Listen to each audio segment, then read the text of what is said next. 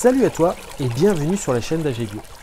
Alors aujourd'hui on poursuit cette série concernant l'écohabitat et on va parler de la production d'électricité via le solaire. Les inquiétudes liées à l'environnement et à la hausse des prix de l'énergie poussent de plus en plus de particuliers à se tourner vers l'énergie solaire. La technologie photovoltaïque présente en effet de nombreux avantages écologiques et financiers. Attention, ne confondez pas le solaire thermique et le solaire photovoltaïque. En effet, le premier convertit les rayons du soleil en chaleur, ce qu'on a vu lors d'un précédent épisode avec les rayons du soleil qui venaient chauffer directement de l'eau ou un liquide calorifique, et le second en électricité, donc c'est celui qu'on va voir aujourd'hui. Pourquoi adopter l'énergie solaire photovoltaïque ? Vous valorisez votre patrimoine immobilier. Alors il faut savoir que si vous décidez de vendre un jour votre maison, l'installation de panneaux photovoltaïques ou modules photovoltaïques constitue un argument non négligeable sur la valeur de la maison. Cette énergie est accessible à tous. Par chance, le soleil brille partout. Alors, plus ou moins selon là où on habite forcément. Les technologies photovoltaïques sont aujourd'hui au point.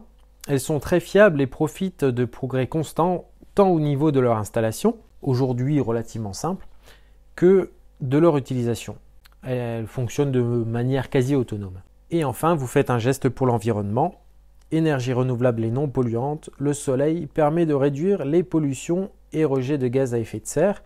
Ainsi, en produisant en moyenne 100 kWh par an dans les régions du nord et 130 dans les régions du sud, 1 mètre carré de panneaux photovoltaïques permet d'éviter une émission d'environ 100 kg de CO2. Donc ça reste quand même intéressant.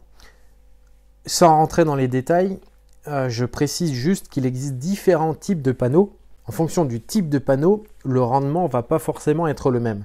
Donc avant d'installer des panneaux sur son toit ou dans son jardin, enfin peu importe, il faut faire attention aux panneaux et pas se précipiter forcément tout de suite sur le moins cher. Comment fonctionnent les panneaux photovoltaïques ? Le principe, chaque panneau est constitué de cellules générant de petites quantités d'électricité dont la somme permet de produire la tension et le courant électrique nécessaires. Combien de panneaux installés ? 10 mètres carrés de capteurs peuvent produire environ 1000 kWh par an d'électricité. Pour une famille de 4 personnes, on estime que 25 mètres carrés de modules, soit une production d'environ 2500 kWh par an, hors chauffage, eau chaude et cuisine, sont suffisants. Mais il va de soi qu'en fonction de votre situation géographique et de votre degré d'ensoleillement, il conviendra d'installer plus ou moins de capteurs. Toutefois, rassurez-vous, si les modules photovoltaïques fonctionnent grâce au rayonnement solaire direct, ils se contentent aussi très bien, si le temps est couvert, de celui émanant des nuages et de la réflexion du sol.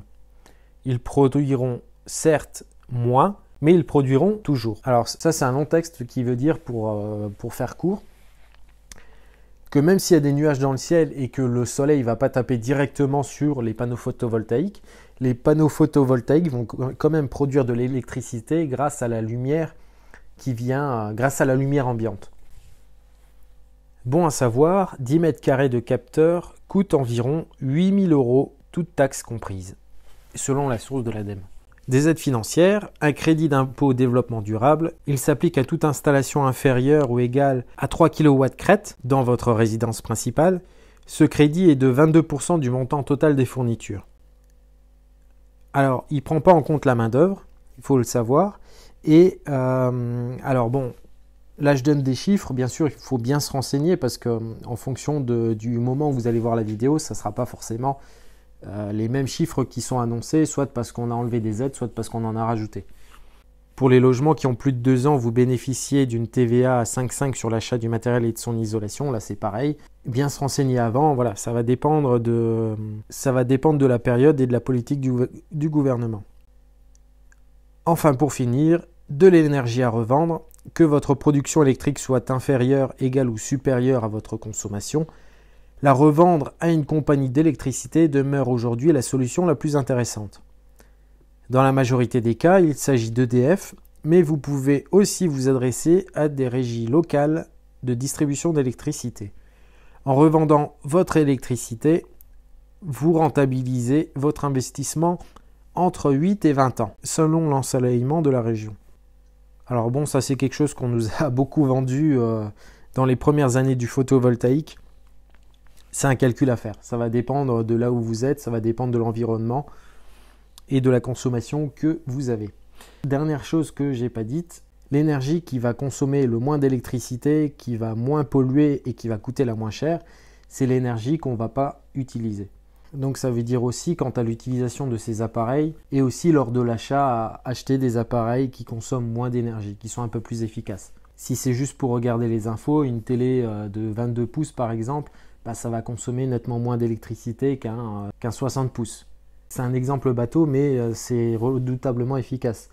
Quand on fait une machine, si on utilise une machine à laver classique, on n'est pas toujours obligé de faire un lavage à chaud ou un lavage à 90.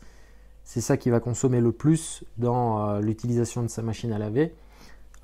Autre dernière chose que je peux donner, pour faire sécher son linge, si on peut le faire sécher à l'extérieur, dehors sur un fil ou peu importe à l'air ambiant, ça va consommer nettement moins qu'un sèche-linge. Un sèche-linge, c'est extrêmement énergivore.